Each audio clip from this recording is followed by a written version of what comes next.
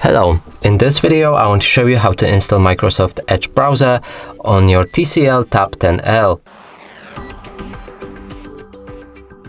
So in order to do this, first we'll need to open our Google Play Store.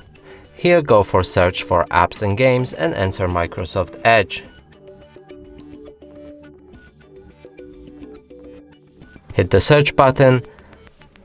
Now select this app and install it.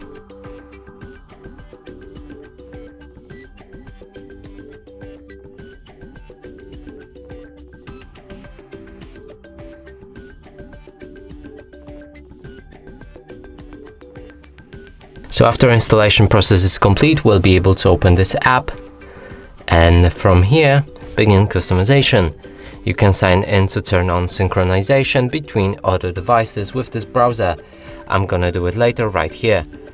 And next there should be set up for your data sharing preferences, and you can either accept or not for it. I'm not gonna accept and proceed.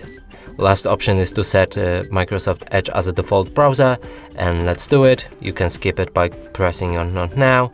Here select Edge and set as default. Now after the setup, let's try opening any website.